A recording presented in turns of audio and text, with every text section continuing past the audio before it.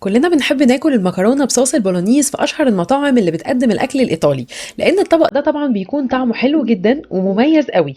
تعالوا نعمل النهارده مع بعض طبق بينا بولونيز بطريقه مميزه ومكونات سهله جدا وموجوده في كل بيت، بس طبعا التكنيك هو اللي هيختلف وهيخليه مميز ويعجبكم قوي. بس قبل ما نبدا في الفيديو، يا ريت اللي ما يعرفنيش انا آية، يا ريت تدعموني بلايك وشير وسبسكرايب وتفعيل الجرس عشان يوصلكوا كل جديد.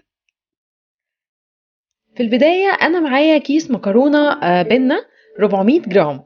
طبعا الوصفة الأصلية بتتقدم بمكرونة سباكيتي، بس أنا النهاردة غيرت واستخدمت البنة.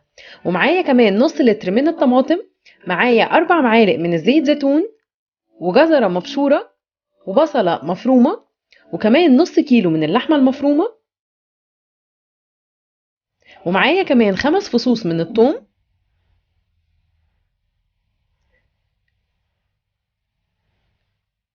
والتوابل اللي أنا هستخدمها هتكون ملح وفلفل وزعتر بري أو أوريجانو.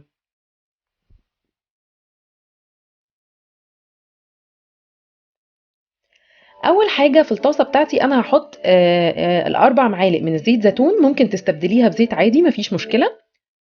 وهنزل البصلايه بتاعتي تدبل، يعني انا مش عايزه البصلايه بتاعتي تحمر او تغمق او تبقى بني او تاخد كده لون مش حلو، لا انا عايزه احتفظ بطعمها ولونها، مجرد بس ان هي تدبل وهبتدي اكمل بقيه المكونات.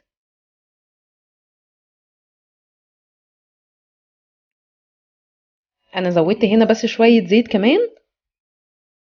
وبعد كده هقلب في البصله كويس قوي لان انا مش عايزاها تاخد لون خالص.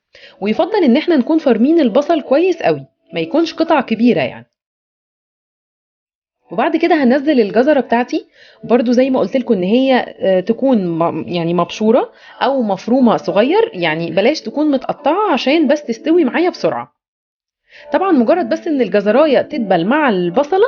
وبعد كده هنزل الثوم. برضو التوم انا مش عايزاه لا يغير لونه ولا يتحمر، لان طبعا التوم لو اتغير لونه هيمرر الوصفة شوية. فاحنا بس عايزينه مجرد ان هو يطلع ريحته يبقى كده تمام جدا. بصوا انا يعني تخيرت كده المكونات اللي انا دبلتها عشان انزل اللحمه اديها صدمه على الطاسه بتاعتي وهي سخنه. الحركه دي ممتازه جدا عشان ما تخليش اللحمه تنزل الميه بتاعتها وبعدين ترجع تشربها والموضوع ده. فهي اول ما هتاخد التشاك الاولانيه كده هتلاقوها فرولت معايا بسرعه واستوت بسرعه جدا، يعني مش هتاخد وقت. بصوا اول ما بلاقي لونها اتغير كده بقى رمادي شويه بعرف كده ان خلاص اللحمه دخلت في السوا. وبقلب معاها الجزر والبصل والثوم اللي انا حطيته، وبسيب كل كده المكونات دي كده تاخد الطعم كده مع بعضه، وهتكون حلوه جدا ان شاء الله. واخر حاجه بنزلها هي التوابل بتاعتي، زي ما قلت لكم ان هي ملح وفلفل واوريجانو او زعتر. طبعا الوصفه دي ما بتاخدش اي توابل زياده، يعني بالكتير قوي لو عوزتي تكتري زودي رشه بسيطه قوي من توابل اللحمه، مش اكتر من كده.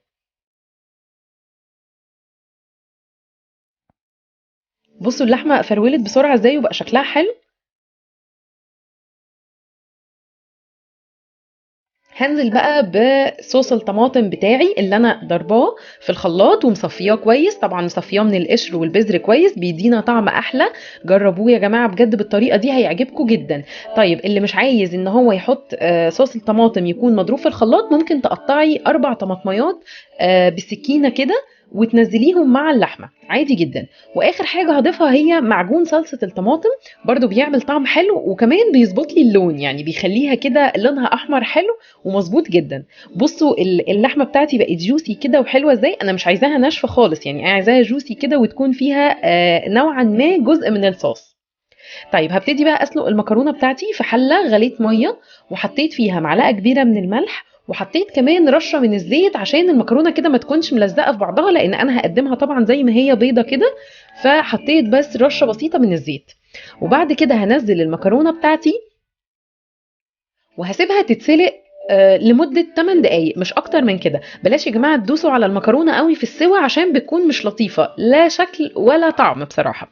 فيكون فيها كده عضة بسيطة عشان تتقدم بشكل حلو وطعم كمان حلو. طبعا الوصفة الأصلية لصوص البولونيز بتضاف عليها ريد واين. طبعا انا مش هضيف ريد واين، بس اللي حابب يضيف معلقة من الخل عشان نقرب للوصفة الأصلية شوية مفيش مشكلة. الخل هنا هيعمل كده يعني مزازة كده ومعادلة للطعم بيكون طعمها حلو جدا. وبس كده هتتقدم بنفس الطريقة. جربوها وقولوا لي رأيكم. يا ريت ما ناكلهاش بره من المطاعم لأن الطبق ده طبعا بيكون غالي جدا. اعملوه في البيت هيعجبكم قوي.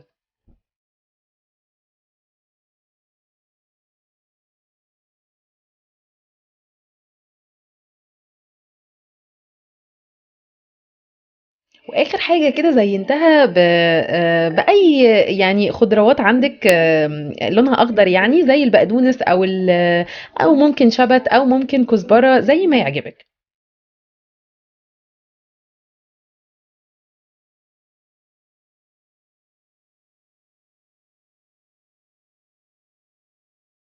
هستنى رايكم في التعليقات واشوفكم في فيديو جديد ان شاء الله.